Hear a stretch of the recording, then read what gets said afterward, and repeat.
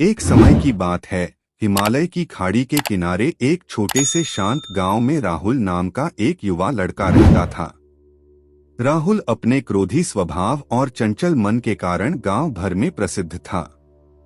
उसका मन हर समय विचारों से भरा रहता था। सोचो कि उसके विचारों के तूफान ने उसके मन को एकदम बेचैन कर दिया था। उसके जीवन से शांति मानो गायब हो गई थी और वह हमेशा अपने ही ख्यालों में खोया रहता था और तनावपूर्ण जीवन जी रहा था।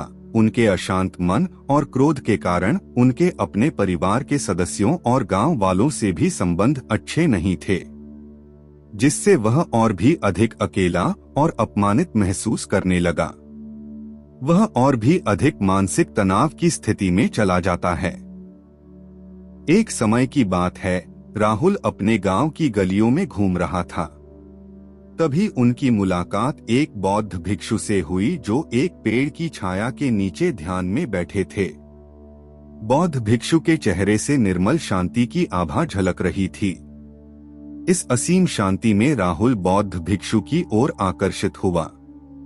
जब राहुल बौद्ध भिक्षु के करीब आया तो उसे अपने आसपास एक सकारात्मक ऊर्जा का एहसास हुआ।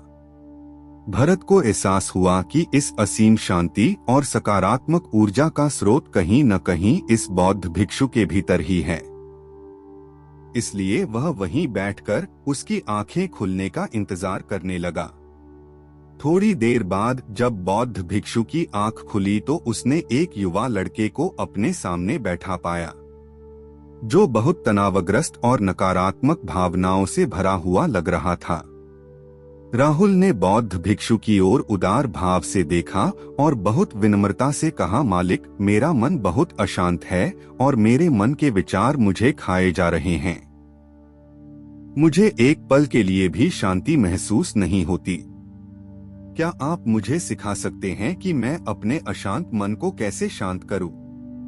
बौद्ध भिक्षु ने राहुल की पीड़ा को समझते हुए करुण दृष्टि से देखा और कहा, मेरे प्यारे बच्चे, मैं तुम्हें एक कहानी सुनाना चाहता हूँ। इस कहानी में मानसिक शांति और खुशी के रहस्य छिपे हैं। क्या आप कहानी सुनना चाहेंगे? राहुल ने हाँ में सिर हिलाया और पूरी एकाग्रता से कहानी सुनने को तैयार हो गया। उनके अंदर जिज्ञासा चरम पर थी। वो कहानी सुनने को बेताब था। बहुत समय पहले की बात है। एक नगर में शक्ति नाम का एक आदमी रहता था। शक्ति बेहद महत्वाकांक्षी व्यक्ति थे और उन्हें हर काम में लोगों से मदद की जरूरत पड़ती थी। यदि उसे किसी से असफलता और बुराई सुनने को मिलती थी तो वह गहरी चिंता और तनाव में चला जाता था। उनका मानना था कि सफलता और भौतिक शक्तियां वांछित खुशी देंगी, लेकिन वह जितना सफलता और प्रशंसा के पीछे भागता था उतना ही मानसिक तनाव में डूबता जाता था। लेकिन अचानक शक्ति का सामना उस समय के मशहूर बौद्ध भिक्षु से हो गया, जिसका नाम महाकौशल था। महाकौशल अपने शिष्यों को ध्यान की शिक्षा देते थे और वह स्वयं एक बहुत ही ध्यानमग्न और प्रबुद्ध व्यक्ति थे। महाकौशल की अद्भुत एकाग्रता से प्रभावित शक्ति ने उनसे अपने भटकते मन को शांत करने का उपाय जानना चाहा। शक्ति ने कहा कि मेहनत में हमेशा सफलता के पीछे भागता हूँ और लगातार अधिक हासिल करने की कोशिश करते हूँ, फिर भी मुझे कोई क्षणिक संतुष्टि या आत्मसंतुष्टि नहीं मिलती। इस निरंतर बेचैनी के बीच मैं शांति कैसे पा सकता हूँ? बौद्ध भिक्षु ने करुण दृष्टि से उसकी ओर देखा और उत्तर दिया, आपका मन एक अशांत नदी की तरह है जो हमेशा बहती रहती है। आप कभी भी शांत नहीं रह सकते। इसलिए इस अशांत मन को शांत करने के लिए आपको अपने विचारों को बिना किसी रुकावट के जाने देने की कला सीखनी होगी। शक्ति को आश्चर्य हुआ और उसने पूछा कि मैं अपने विचारों को कैसे जाने दूं? आखिर मैं भी तो अपनी इच्छाओं और महत्वाकांक्षाओं से बंधा हुआ हूँ। यह सुनकर बौद्ध भिक्षु मुस्कुरा दिए। बौद्ध भिक्षुक कहा, कल्पना करें कि आपके हाथ में पानी का एक गिलास है। अब आप इसे जितनी देर तक पकड़कर रखेंगे यह उतना ही भारी होता जाएगा। और अगर आप इसे काफी देर तक पकड़े रहेंगे तो आपके हाथ में दर्द होने लगेगा। लेकिन अगर आप उस पकड़ को ढीला कर दें और छोड़ दें तो आपका बोझ खत्म हो जाएगा। राहुल ने पूरी कहानी और उसका संदेश ध्यानपूर्वक सुना। वह समझ गया कि अपने विचारों और इच्छाओं से चिपके रहने से उसका बोझ बढ़ जाता है और अंदर ही अंदर अशांति पैदा कर देता है। अब राहुल को कहानी का अंत सुनने की उत्सुकता से प्रतीक्षा थी। कहकर बौद्ध भिक्षु ने कहानी जारी रखी। एक बौद्ध भिक्षु की बात मानकर शक्ति ने विचारों को त्यागने का अभ्यास शुरू कर दिया। वह बिना किसी पूर्व निर्णय के अपने विचारों और भावनाओं को आते और जाते देखता था। अब उसने विचारों को पकड़ना बंद कर दिया था। विचार उठते थे और अपने आप चले जाते थे। धीरे धीरे उसे यह एहसास होने लगा कि उसकी इच्छा और भावना ही सभी दुखों का कारण है। जैसे जैसे शक्ति ध्यान में गहरे उतरते गए, उन्होंने पाया कि वर्तमान में जीना ही आंतरिक शांति का एकमात्र स्रोत है। वह खुद को वर्तमान में स्थापित करके अपने मन की निरंतर बकवास से छुटकारा पा सकता था।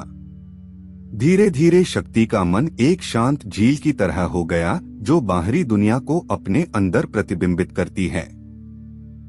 उन्होंने जीवन की सादगी में संतोष को अधिक महत्व दिया और भौतिक संपत्ति के प्रति अपना लगाव छोड़ दिया। जैसे ही शक्ति में ऐसे बदलाव की खबर लोगों के बीच फैली, दूर दूर से लोग मार्गदर्शन लेने आने लगे। लोगों को विचारों को मुक्त करने की कला सिखाना और उन्हें अपने भीतर शांति खोजने के लिए मार्गदर्शन करना, वह लोगों के बीच शांति और ज्ञान का प्रतीक बन गया। शक्ति और साधु की कहानी समाप्त कर महाकौशल बौद्ध भिक्षु कुछ देर के लिए चुप हो गए ताकि इस कहानी का अर्थ राहुल के मन में अच्छी तरह बैठ जाए। राहुल ने बौद्ध भिक्षु की ओर देखा तो उनकी आंखों में अब एक नई समझ दिखाई दे रही थी। राहुल ने धीरे से कहा कि मुझे इस कहानी में ज्ञान दिखता है, लेकिन मैं इसे अपने जीवन में कैसे लागू करूं? राहुल के इस सवाल पर बौद्ध भिक्षु गर्मजोशी से मुस्कुराते हैं और फिर कहा कि अशांत मन को शांत करने का अभ्यास आत्मजागरूकता से शुरू होता है। अपने भीतर उठने वाले विचारों का निरीक्षण करने के लिए प्रतिदिन कुछ समय निकालें। उन भावनाओं पर ध्यान दें जो आपके मन में आती हैं और देखें कि वे कैसे आती हैं और आकाश में गुजरते बादलों की तरह चले जाएं। राहुल ने आंखें बंद कर लीं और बौद्ध भिक्षु के कहे अनुसार अपने विचारों का अवलोकन करने लगे। जैसे ही उसने अपने भीतर उठने वाले विचारों पर ध्यान देना शुरू किया, उसे इसका एहसास हुआ। उसे अपने अंदर चिंता और इच्छाओं की एक निरंतर धारा बहती हुई महसूस हुई।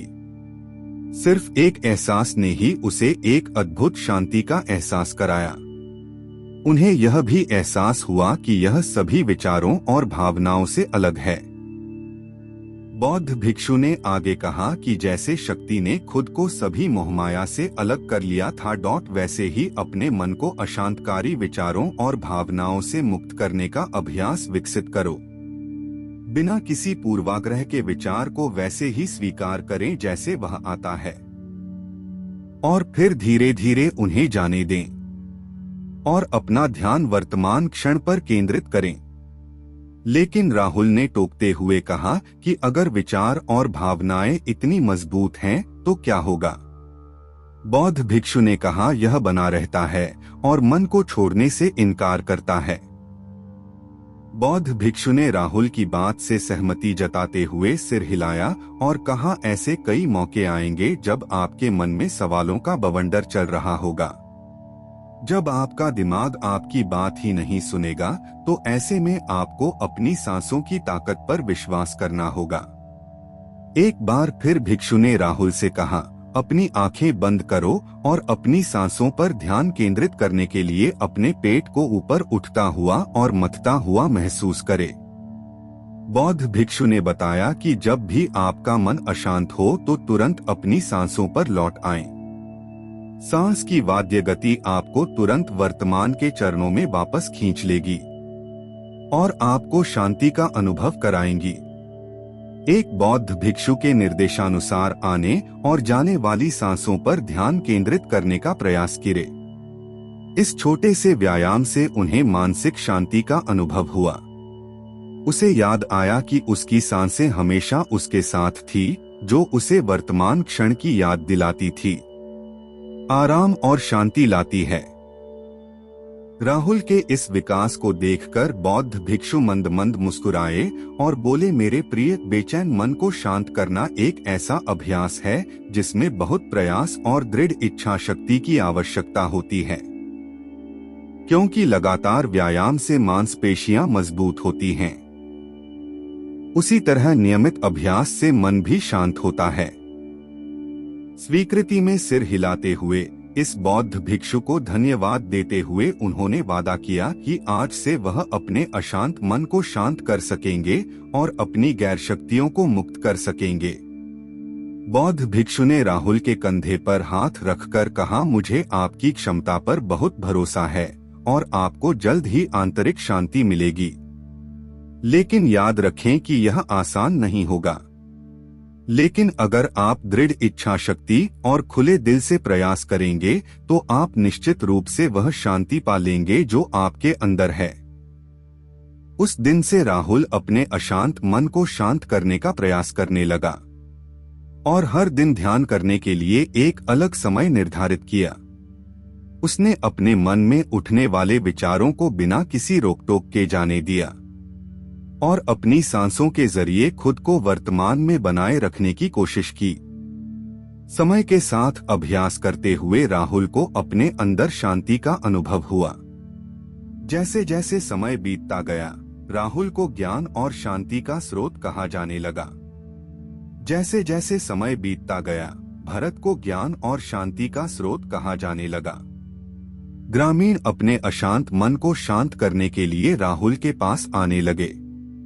बौद्ध भिक्षुओं के शिक्षक दूसरों की मदद करते समय आत्म जागरूकता की शक्ति साझा करते हैं। बौद्ध भिक्षु आंतरिक शांति पाने की शिक्षा देते हैं। इसके साथ ही उन्होंने अपनी सांसों पर ध्यान देने और अपने विचारों को मुक्त करने की कला भी सिखाई। ऐसे निवासियों का विकास हुआ और उन्हें मन की अमूल्य शांति मिली।